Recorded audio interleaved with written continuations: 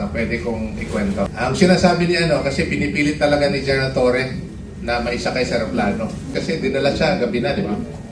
Nung hapon, I had occasion to sit beside him. And alam na namin, umaga pa lang, alam na namin yung plano. Na hindi siya makakalabas ng Villamor except to get him into the plane and fly him out of the country. Actually, magkakatensyonado lang yung Kalayaan Hall pagpapasok si General Torre. Magkwento ako dyan, may backstory dyan. Yeah. Bakit ho siya yung nag-appear? Yan ang maganda.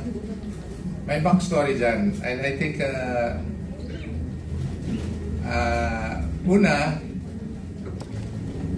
by the way, ito yung backstory na pwede kong ikwento. Ang sinasabi ni kasi pinipilit talaga ni General Torre na maisakay sa aeroplano. And isa doon sa mga, I don't call it conditions, enticement, na pwede ka naman magdala ng 3 pa. Yan ang sinasabi na, sa 4 sila. So isa doon, si ES. Earlier that day, by the way, they all came from Hong Kong, so they had their passport. Okay? They had their passport. So earlier that, after lunch, kasi dinala siya gabi na, di ba? Nung hapon, I had occasion to sit beside him. And alam na namin, umaga pa lang, alam na namin yung plano. Na hindi siya makakalabas ng Villamor except to get him into the plane and fly him out of the country. Yun talaga ang plano. So, nung after lunch, humupa. Actually, magkakatensyonado lang yung Kalayaan Hall pagpapasok si General Torre. Pero pag wala siya, humupa ng korte. So, sabi ko sa kanya, bye, hindi ako makakasama sa iyo. Sabi niya, bakit? Bisaya, no? Pero itatagalog dito lang. Bakit? Wala akong passport. Pero, hahabol ako kung matuloy ito.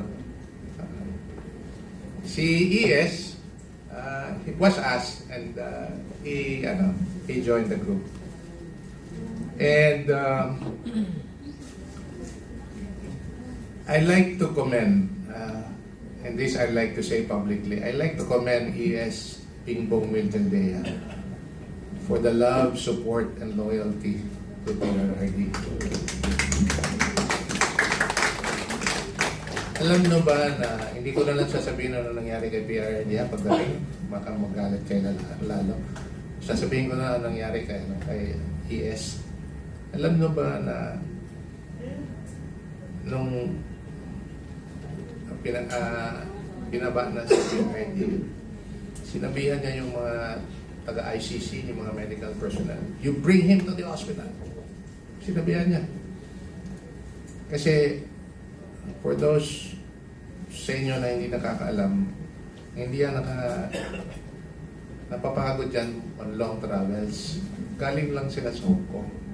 Ngayon, you have a very long travel to The Hague. Anyway, so, something happened that I don't want to discuss. So, yun ang talagang strict instruction ni ES. Bring him to the hospital. Siya naman, there was already an onset. Dumaan na siya dun sa meron na siyang heart condition. He was brought to the hospital on a wheelchair. And sensya namin mo. He was told that he has to be admitted. But he said na, I don't want to be admitted. Alam mo kung bakit? Kasi pag i-admit siya sa hospital, hindi niya makikita si PRRD. That was Wednesday that I arrived. The initial hearing was Friday. Wednesday evening, he went on. But the doctor said, you will die. You know what the short reply of ES Bingo said? Everyone dies. He was treated, but eventually he was discharged.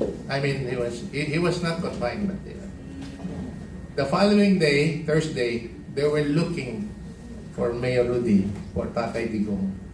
They went to the detention facility. There is no Mr. Duterte here. Pumunta sa hospital kasi they could not find him. So, in short, naganap. Nalaman na lang nila, he was brought, I think, on the second night. If my if what was said to me was correct. No? Anyway, Friday morning, kasi 1:30 yung hearing. Yan, 1:30 Friday ang hearing. Morning, he had occasion and he really asked for time with his client. Asked for his client. So, he was there for an hour inside. Nagalit pa siya kasi dumating yung doktor, kinuha yung 20 minutes of his time. Kasi sine-check up pa siya.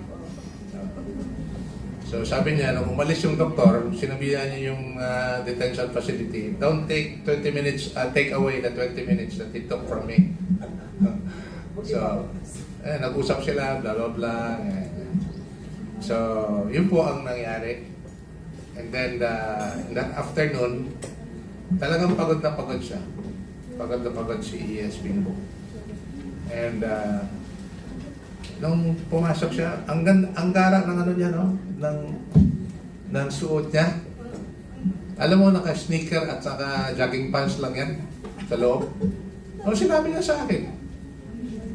Naka-sneaker at saka jogging pants. Sabi niya, I can appear before this way. But the registry, yung tinatawag na registry sa kanila, office of the clerk of court. No.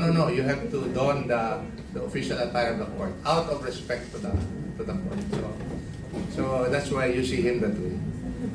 Pero talagang all the preparations and all the things that I did until that hearing was something very remarkable for E.S. Bingo to do what he needed to do. So I thank you, E.S. Bingo, for the service that you have done, not only to the country, but personally to PRRD.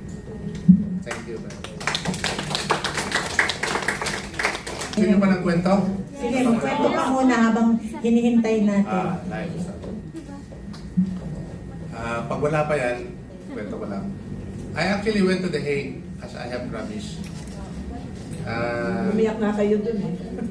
Napaiyak kayo nung pinagsalita ka ni And then I will give context to that. Okay. But I already applied that for a visit. But unfortunately, I was not able to get that permission from the ICC. You have to apply online. So, meron, haba-haba, mga ilang pages you have to fill up. Anyway, I was denied. But I told everyone there who were able to visit to tell them na to tell PRRD that I was there. Anyway, when I arrived there was a group of Filipino who asked me to share the next day. At hindi ko alam. Iba pala yung mga Pinoy. Medyo ano lang tayo, light moments. Iba pala yung mga Pinoy, lalo na yung sa Hague. Pag tingnan yung Facebook, ang daming vlogger pagdating sa Hague. At hindi ko alam na nung pagpunta ko doon the next day, there's a group of Filipino, mga OFW karamihan. Yung pala mga instant vlogger kasi lahat sila nakatingin sa akin pero lahat sila merong naka-video na pala. So yun ang hindi ko alam. Pero anyway, when you are there, you will really be proud of being Filipino. Really, I tell you. And then if you have a chance to go there, you will make yourself proud. Magugulat ka lang. And then yung spirit of bayanihan, which is uniquely Filipino, nandun. Ano yung makikita mo? Wala pong bayad. Kung may idadala doon na pagkain, it's for everybody. Yung sound system, I was surprised. Kaninong sound system ito? Sa kanya po, bit-bit galing sa bahay. Sino magdadala pa uwi? Ililigpit ko lang yan, uwi ko sa bahay.